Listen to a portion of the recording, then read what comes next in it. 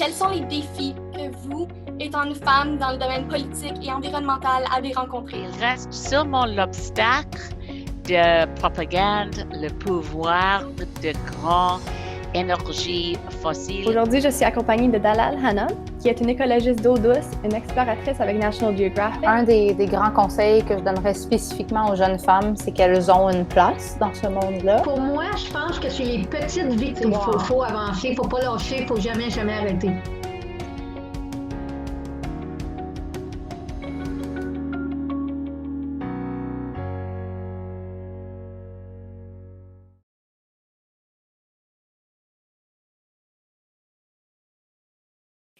Bonjour et merci d'être avec moi aujourd'hui. Je m'appelle Rachel Vigneault et je suis en 11e année à l'école Pierre-Savard.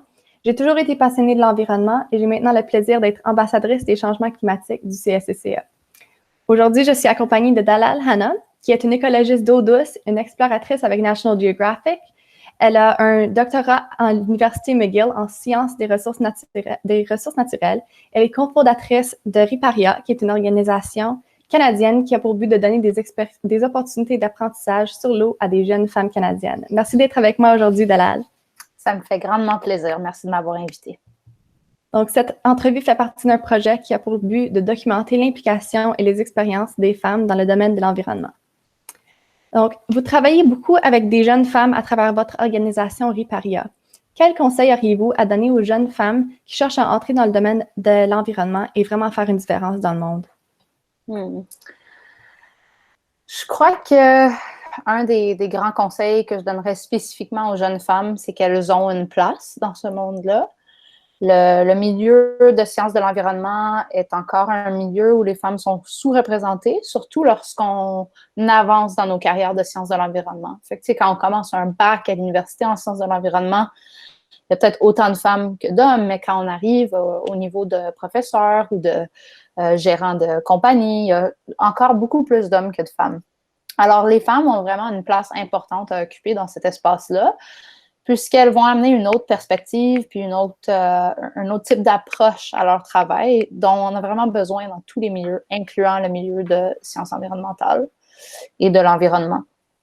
Mais donc, le plus grand conseil pour moi que je peux donner, c'est de dire aux jeunes femmes qu'elles ont leur place et qu'elles ne devraient pas hésiter à se faire cette place-là et à travailler avec leurs mentors, peut-être d'autres femmes, justement, pour trouver des chemins pour se faire cette place-là. Ça peut être difficile de se faire une place dans un monde surtout occupé par des hommes quand les hommes n'ont pas nécessairement les mêmes préoccupations que les femmes. Ça peut être en termes de famille, en termes de responsabilité à la maison, en termes de comment les autres gens nous perçoivent. Et tous ces biais-là vont influencer comment les hommes permettent aux femmes de s'intégrer dans leur monde. Et donc, c'est super important pour des jeunes femmes de se trouver des mentors féminins qui peuvent les aider à se créer un chemin dans ce monde-là. Puis il y en a. Moi, je suis très chanceuse d'avoir plusieurs mentors féminins dans ma vie et j'espère pouvoir jouer ce même rôle dans la vie d'autres jeunes femmes au courant de ma vie. Ouais, c'est un vraiment beau message. Vous travaillez dans le domaine de l'environnement depuis plusieurs années et vous étudiez dans ce domaine depuis plusieurs années. Quels défis avez-vous rencontrés comme femme dans ce domaine?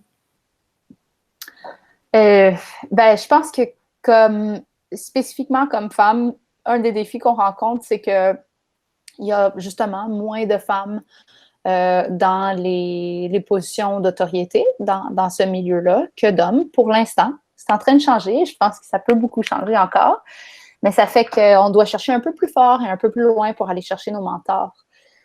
Sinon, comme toute personne qui est dans ce milieu-là, on rencontre toutes sortes de défis. Ça prend de la persévérance, ça prend un coup de chance aussi. Et donc, je pense que j'ai été très, très chanceuse de tomber sur les bons mentors au bon moment qui m'ont permis de faire avancer ma carrière pour qu'elle soit le fun. Mais c'est un milieu qui peut être, comme tout milieu, un peu compétitif et difficile. Il n'y a pas nécessairement 1000 opportunités, mais on peut se créer ces opportunités-là avec un peu de chance et du travail. OK. Et finalement, je sais que vous travaillez et vous étudiez beaucoup les écosystèmes d'eau douce. Alors, qu'est-ce que nous, comme public, pouvons faire afin de contribuer à la protection et à la conservation des écosystèmes d'eau douce ici au Canada? Ah, ça, c'est une question vraiment importante. Je pense que tous les individus dans la société ont un grand rôle à jouer dans la conservation des écosystèmes d'eau douce, surtout en ce moment quand c'est des écosystèmes qui sont de plus en plus menacés. Il y a un rapport global qui est sorti il y a quelques semaines qui démontre que les écosystèmes d'eau douce, la biodiversité dans ces écosystèmes-là est la biodiversité qui est en déclin le plus rapide à travers tous les écosystèmes dans le monde. C'est vraiment des écosystèmes qui sont menacés. Elles sont aussi menacées à cause de leur nature très connectée. C'est des écosystèmes qui s'étendent sur de très longs paysages et donc on doit penser à leur protection à des grandes échelles spatiales. Et donc, qu'est-ce qu'un individu peut faire pour aider à protéger ces systèmes-là? Je pense que la première étape, c'est d'apprendre à connaître l'écosystème dans lequel on vit, de se poser la question, j'habite dans quel bassin versant? C'est quoi les rivières qu'il y a autour de chez moi? Et après, se demander qu'est-ce que je peux faire pour aider à préserver ces bassins versants-là. Ça peut se faire de toutes sortes de façons. On peut aller chercher un kit gratuit de l'organisme Water Rangers, qui est un organisme canadien ou pan-canadien, qui nous permet de faire de l'échantillonnage de qualité d'eau dans des bassins versants de notre environnement ou de notre entourage. On peut aussi participer à des projets de nettoyage de notre bassin versant. On peut organiser des projets de nettoyage. On peut, si on a plus de temps puis on est prêt à aller plus loin, on peut commencer à militer auprès des politiciens dans nos comtés pour leur faire part de notre intérêt dans la protection de ces milieux-là. Ça ne veut pas dire qu'on a besoin de faire en sorte que tous ces milieux-là n'ont pas d'humains qui y vont. La protection, ça ne veut pas nécessairement dire l'exclusion d'humains.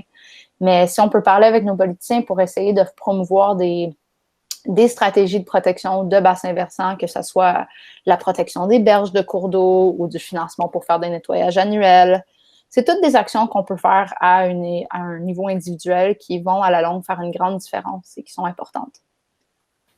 OK, merci. Donc, cela conclut cette entrevue. Merci Dalal d'avoir pris le temps d'être avec moi aujourd'hui. J'apprécie énormément votre participation à ce projet. Merci pour l'invitation.